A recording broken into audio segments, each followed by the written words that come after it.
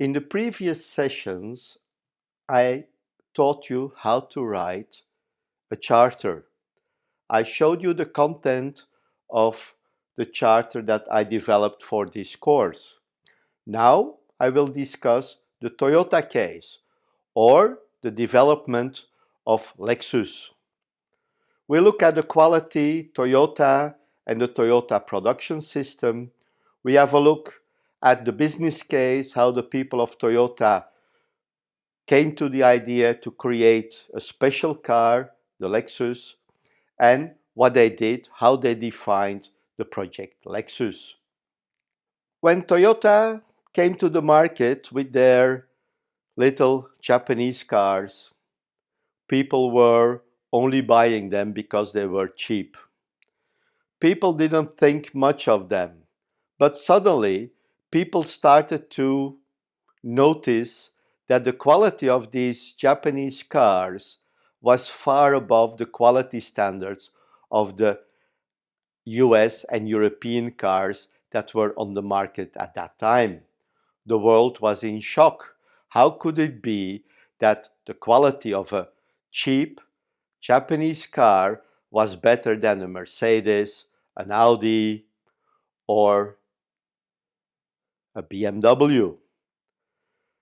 These new cars suddenly outranked all those other cars produced in the United States and in Europe. Because of this revelation, the car industry learned about the Toyota way, how to do business. They understood the Toyota production system, and new methods arose like lean and just-in-time management. A new revolution related to quality began. All those other car producers and many other companies tried to implement these same methods to improve their quality. The Project Lexus came to life because Toyota executives in the US found it a shame that managers would not buy a Toyota. The managers in the US preferred more prestigious European brands to underline their status.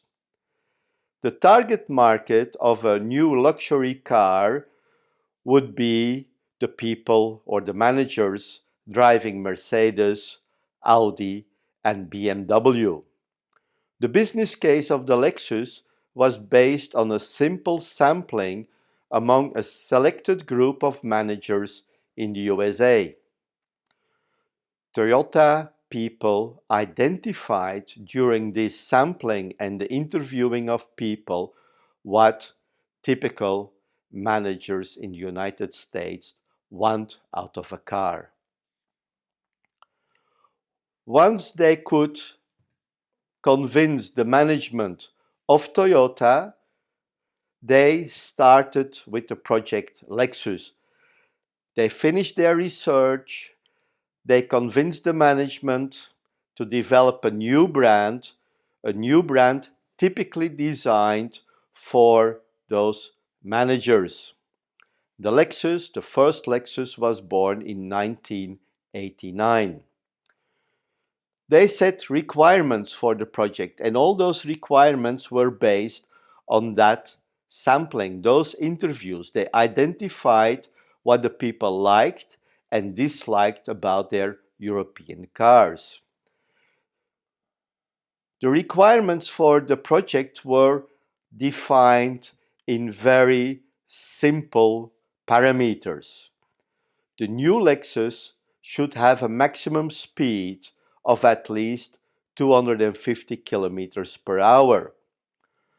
The noise level at 100 kilometers per hour should be less than 58 decibel. Fuel consumption should be less than 10 liters per 100 kilometers. This may be a lot for a modern car, but we were still in 1989 and in the USA where fuel consumption was not yet an important issue. About the aerodynamics, they defined a maximum drag or CX coefficient to be 0.28. Also a very good number for that time period. The mass of the car should be less than 1,710 kilogram.